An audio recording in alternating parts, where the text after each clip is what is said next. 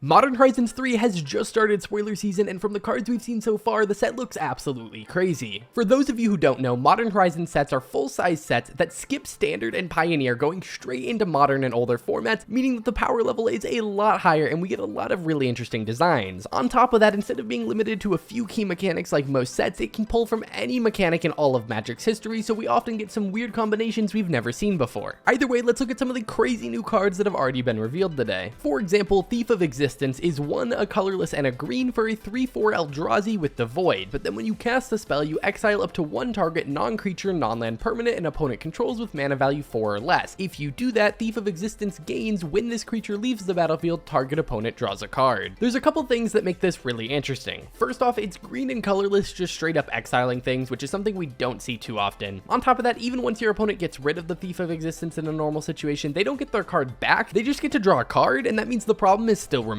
And third, this is a cast trigger, meaning that even if your opponent decides to counter the Thief of Existence, they have to counter this ability in order to actually stop the removal spell. Another crazy card is Powerbalance, which is a 2-cost red enchantment that makes it so whenever an opponent's casting a spell, you can reveal the top card of your library, and if you do, you can cast that card without paying its mana cost if the two spells have the same mana value. This is very clearly a spin on Counterbalance, which is kind of the same thing in blue, but instead of getting to cast a spell for free if they match, you just counter your opponent's spell if they match. With both cards, two things are true. The more efficient the format is, the better the card is, because there's a higher chance that your cards are going to match in mana value when everything is a 1 or 2 drop, and if you're in a multiplayer game, there's more chances of it proccing. With Counterbalance, it really didn't matter that much because it just meant you were countering more spells, but with Powerbalance, you're actually getting value every time they match, allowing you to cast spells for free, and so that means you might just be able to cast a bunch of things off the top of your library. For just 2 mana, this thing generates you a ton of value, and it wouldn't shock me if this becomes a very commonly played card. And obviously, there's going to be some new legendary creatures that are going to be great as commanders, like Genku Future Shaper, who's a 4-cost white and blue 2/5 that says whenever another non-token permanent you control leaves the battlefield, you create one of these tokens that you haven't made this turn already. A 2/2 white fox with vigilance, a 1/2 blue moonfolk with flying, or a 1/1 black rat with lifelink. In essence, if you can make 3 of your permanents leave the battlefield either by blinking or sacrificing or bouncing back to hand, you can create 3 different tokens each turn. Then for 5 mana, you can put a +1/+1 counter on each creature you control. What I think makes this card so interesting is that you can build around it in a bunch of different ways. You could make it a blink deck, you could bounce things back to your hand, you could make it a sacrifice deck, and I think it's really interesting to have a deck that's probably going to be focused around blink, also care about tokens and +1/+1 counters, which typically don't mix that well. But this commander kind of gives you an interesting way to do that. Another interesting thing about Modern Horizons 3 is that it's the first Modern Horizons set that has double-faced cards. For example, Witch Enchanter is a 4-cost white 2/2 that when it enters the battlefield, you destroy target artifact or enchantment an opponent controls. But on the back, it's a land that taps for white that enters the battlefield tapped unless you pay 3 life. What makes this so good is that the deck building cost of adding this to your deck is very low. Because the backside is a land that you can always play and it can always enter untapped if you're willing to pay 3 life, it means you can swap something like a plains from your deck, and most of the time this can just be a land. But if you need enchantment removal or you need a creature or something like that, this becomes very, very versatile, being both a land and that removal spell. And unlike the Zendikar Rising lands, which were mythics, this isn't uncommon, meaning they should be very plentiful and not very expensive, meaning a lot of decks can run them. But modal double-faced cards aren't the only double-faced cards in the set. They also showed off some Origin-style flipwalkers, which are creatures on the front side and planeswalkers on the back. So here we have Monsoon Mage, showing him before he was a planeswalker, as a 2-cost red 1/3 that makes it so instants and sorcery spells you cast cost 1 less to cast. And then whenever you cast an instant or sorcery spell during your turn, you flip a coin, where if you lose the flip, Ral deals 1 damage to you, and if you win the flip, Ral exiles and then comes back transformed as Ral Leyline Prodigy, who enters with 2 loyalty, but not really, because Ral enters the battlefield with an additional loyalty counter on him for each instant and sorcery spell you've cast this turn, which will be at least 1 because you need to do that in order to flip him. Then you can +1 him, and until your next turn, instant and sorcery spells you cast cost 1 less to cast, kind of retaining his ability from his front side. You can -2 to deal 2 damage divided as you choose among 1 or 2 targets, and then you draw a card if you control a blue permanent other than Ral. Then you can -8 and exile the top 8 cards of your library, and you may cast instants and sorcery spells from among them without paying their mana cost. It is important to note that Ral becomes blue and red when he transforms, meaning in Commander this has a blue-red color identity, and that's why that -2 cares about you having a blue permanent other than Ral, because technically in a non-commander format you can play Ral on his front side as just a red creature in a deck that has absolutely no blue mana and still take advantage of his effect and turn him into Ral Leyline Prodigy. You just won't get to draw that card off the -2. In terms of Ral himself, it seems like a very cool card. We have a lot of these creatures that cost 2 mana, then reduce the cost of instants and sorceries by 1, things like Goblet Electromancer or Baral, and it seems like the upside of Ral being able to turn into this planeswalker is a lot higher than any of those other cards, so I think a lot of decks are going to swap out their Goblin Electromancers or their Barals for Ral, as it just gives you a little bit more value. And honestly, the set is just full of fun and unique cards, things like Shadow of the Second Sun, which is a 6-cost blue enchantment aura that enchants a player, and at the beginning of enchanted players' post-combat main phase, there's an additional beginning phase after this phase, and the beginning phase is untap, upkeep, and draw, essentially drawing you an extra card each turn, untapping all your creatures and lands after combat, and triggering any upkeep triggers. You know, we've had a couple cards that do this style of effect, but they're very rare, and the whole set is full of these effects that we just don't see too often, which I really enjoy. I also just know that Gandalf and the 10th Doctor are very happy about this card, which is kind of a wild sentence now that I'm saying it out loud, but yeah, the set is just really, really fun. In addition to new cards, they also showed off a bunch of cool styles and treatments for cards, and so we're going to go through all of them while looking at new cards along the way. For example, we have the normal borderless style, like you can see here on Tamiyo, Inquisitive Student. She's a 1-cost 0/3 with flying that whenever she attacks, you investigate, and then whenever you draw your 3rd card in a turn, you exile Tamiyo and then return her transformed as Tamiyo Seasoned Scholar. Tamiyo Seasoned Scholar enters with 2 loyalty and has a +2 that says until your next turn, whenever a creature attacks you or a planeswalker you control, it gets -1/-0 until end of turn. Then you can -3 to return target instant or sorcery card from your graveyard to your hand, and if you're returning a green card this way, you add 1 mana of any color. Then you can -7 to draw cards equal to half the number of cards in your library rounded up, and you get an emblem with you have no max hand size. Personally, I don't think any of these abilities are necessarily amazing, but when you consider that Tamiyo only costs 1 mana to play the creature side, and it's not too hard to flip, only needing to draw 3 cards in a turn, this seems like it gives you a lot of value for that initial 1 mana investment. Another treatment you'll find on cards in Modern Horizons 3 is very similar. It's Frame Break Borderless. This is just like Borderless, except some of the art will actually go into the text boxes and into the name section, and I think it looks really, really awesome. For example, here's Flare of Duplication, a 3-cost red instant that copies target instant or sorcery spell and lets you choose new targets for the copy, but you can sacrifice a non-token red creature rather than pay the spell's mana cost. This is part of the Flare cycle, a cycle of 5 cards that we've seen all of at this point. I think the Borderless Frame Break style looks really, really awesome, and the card itself seems really cool, not only being able to copy your stuff for free, but also your opponents. And actually, let's take a look at the other 4 flares. They all have that clause of you may sacrifice a non-token and then whatever color the spell is creature rather than pay the spell's mana cost. But diving into the specifics, Flare of Fortitude is a 4-cost white instant that until end of turn your life total can't change, and permanents you control gain hexproof and indestructible, so a very, very awesome protection spell. Flare of Denial is a 3-cost blue instant that counters target spell, so another free counter spell that I'm sure will be really great. Flare of Malice is a 4-cost black instant that makes it so each opponent sacrifices a creature or planeswalker with the greatest mana value among creatures and planeswalkers they control, so a removal spell, but it's not necessarily targeted, so you don't always get to hit what you want, but it's still going to be free if you're sacrificing your own creatures, and black does that a lot. And Flare of Cultivation, which is a 1 green sorcery that basically cultivates you, searching for 2 basic lands, putting 1 onto the battlefield tapped and 1 into your hand. I think these flares are really interesting, and in Commander I think they're all pretty great in most decks, but in 1v1 formats I do think your deck needs to be built around having enough creatures of those colors to be worth running.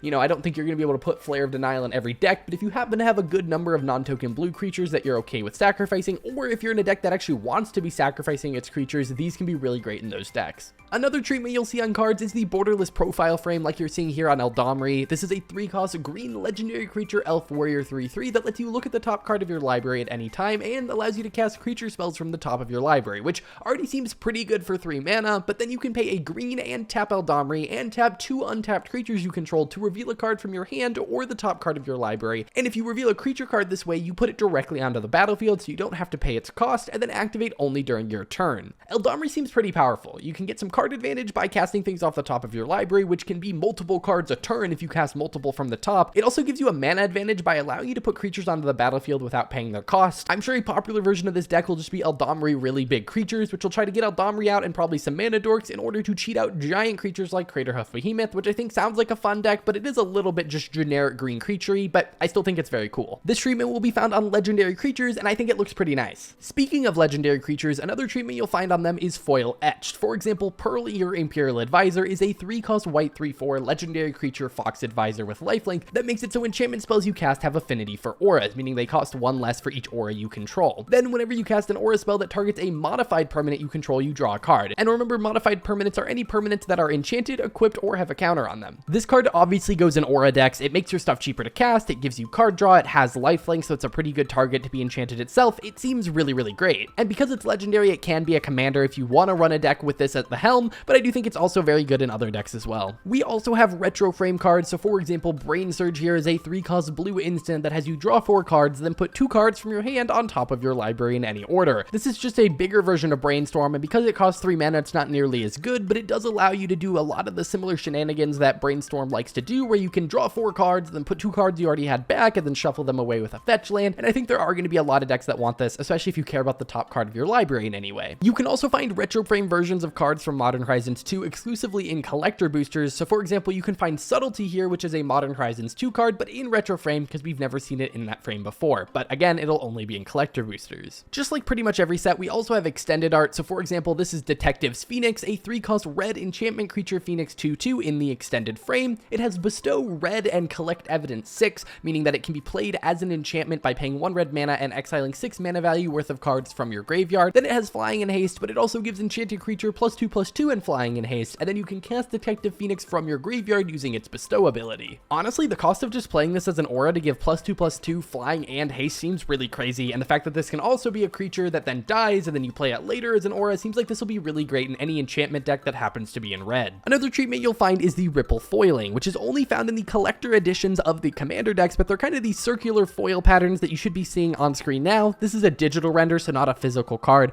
so it'll look a little bit different in person, but I think they look really cool, and all 100 cards in each of the Modern Horizons 3 collector edition commander decks have this treatment, so that's pretty cool to see. We also have the Borderless Concept Eldrazi, which will be all 3 of the new Eldrazi Titans with their concept art in this cool style, similar to the concept Praetors we got before. So for example, we have Kozilek the Broken Reality, a 9-cost legendary creature Eldrazi 9/9 that when you cast the spell, up to 2 target players each manifest 2 cards from their hand. For each card manifested this way, you get to draw a card, and then it gives other colorless creatures you control +3/+2, which is a pretty crazy effect, allowing you to draw up to 4 cards, manifest some cards from your hand, and give all of your colorless creatures a pretty big buff. On top of that, you can also find double rainbow borderless serialized versions of these, which will be out of 250 rarely in collector boosters. If you happen to pull one of these, just know it'll be worth a decent amount since there's only 750 serialized cards total for the set. Speaking of rare, we also have the special guests for the set, which include the 5 Evoke Elementals from Modern Horizons 2, along with 5 other decently powerful but not very expensive cards, which can be found in non-foil and play boosters and foil and collector boosters. But to make it slightly more complicated, the 5 Evoke Elemental special guests, along with the 5 borderless double-face Planeswalker cards, are also available in textured foil exclusively in collector boosters, which I expect will be worth a decent amount because they're typically pretty rare. And that is just about it for the treatments you can find in Modern Horizons 3. They also revealed the face commanders and the backup commanders of the commander precons, and if you want to see the face commanders, check out this video in the upper right where I talked about them all in less than a minute. And that is going to do it for this video. If you guys enjoyed and found this useful, don't forget to hit that like button and subscribe, and let me know what card you're most excited for in the comments below. I'll see you guys in the next one. Bye.